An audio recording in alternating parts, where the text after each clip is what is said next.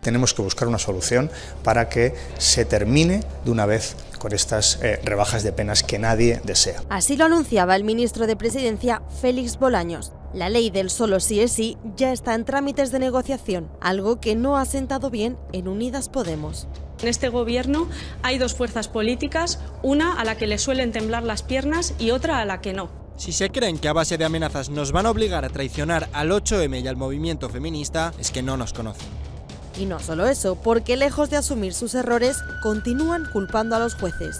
Hay jueces que siguen aplicando una mirada machista y patriarcal. Por lo menos los jueces conservadores de nuestro país no iban a estar de acuerdo con el nuevo esquema penal que establece la ley solo sí es sí. Pero la realidad es muy diferente. Las rebajas de las penas las están llevando a cabo tanto jueces progresistas como conservadores.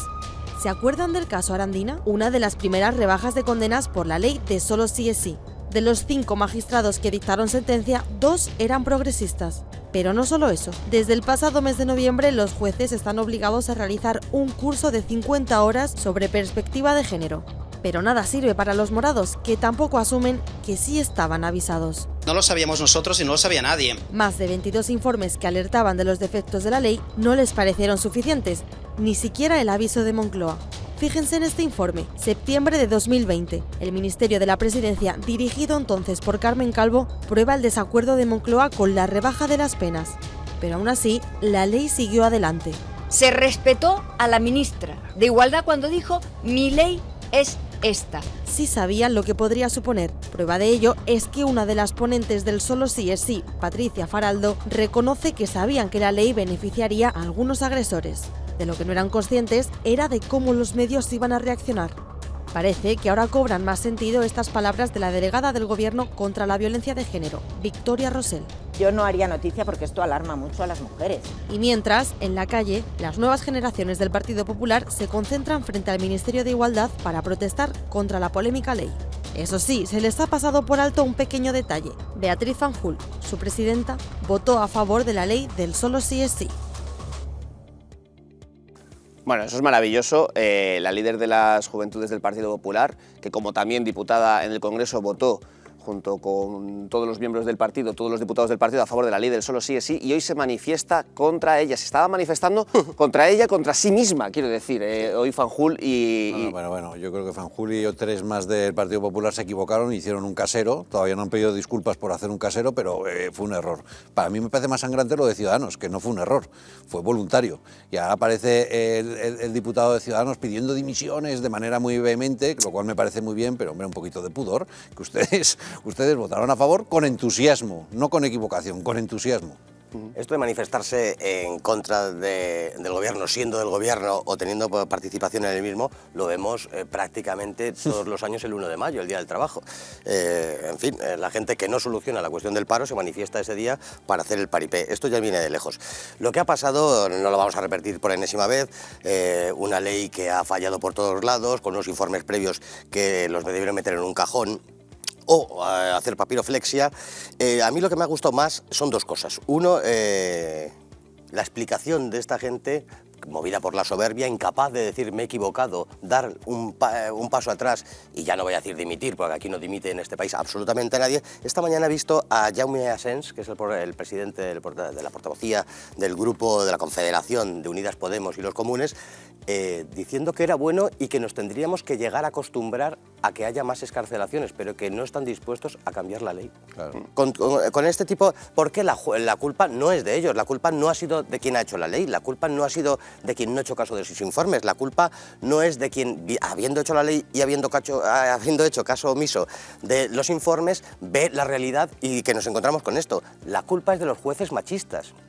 Porque el retruécano de todo, que entonces yo creo que ya Sara me dirá algo al respecto, que le tocará, la justicia, yo me he enterado que tiene que tener perspectiva de género, que a mí me suena como si la justicia de Alabama en 1838 tuviera perspectiva racial.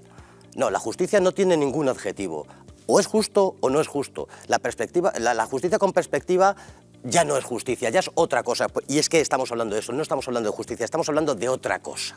Pero es que, Carlos, a mí sobre todo lo que más me sorprende es quizá la arrogancia, ¿no?, con la que se está tratando esta cuestión, porque tú puedes hacer una ley que sea con la mejor de las intenciones, equivocarte, perfecto, pero por lo menos pide perdón, pide disculpas y asume tu error. Bueno, pues Irene Montero, hoy mismo lo veremos enseguida, ha llegado a decir que todavía nadie ha sabido decir qué es lo que falla de esa ley.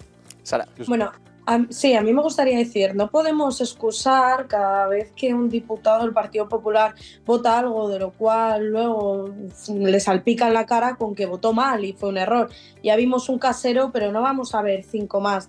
Entonces, fanjules de este tipo de personas que tiene que pedir perdón por apoyar la ley solo sí es sí, o solamente los dirigentes de Podemos y del Partido Socialista. Vamos a ver si estas nuevas generaciones también se encargan de estar en otras manifestaciones y en otras necesidades de la ciudadanía, porque no les hemos visto apoyando a nuestros sanitarios, no les hemos visto apoyando una reforma laboral que mejoraba la vida de la gente y de los más jóvenes, y no les hemos visto en las grandes ocasiones, así que las nuevas generaciones dejan mucho que desear. Pero a mí me gustaría recordar, antes habéis puesto unas imágenes de Viviana Aído, esta ministra de Igualdad del gobierno de Zapatero, cuando sacó esa ley contra la violencia de género, todas las declaraciones que tuvo que dar, todo el juego sucio de los medios de comunicación, de las calles, de los jueces, de las distintas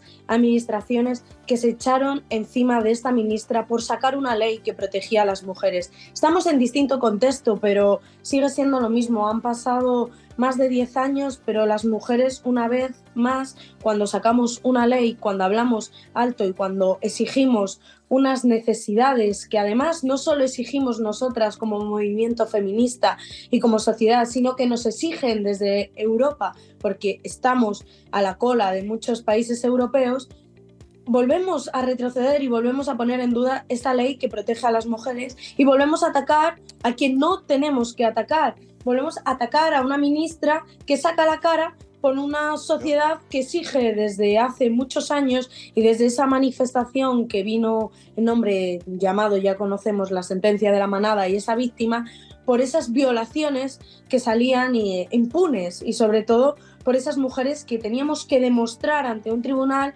que habíamos sido violadas y que habíamos sido intimidadas y que si esto no era así, era un abuso.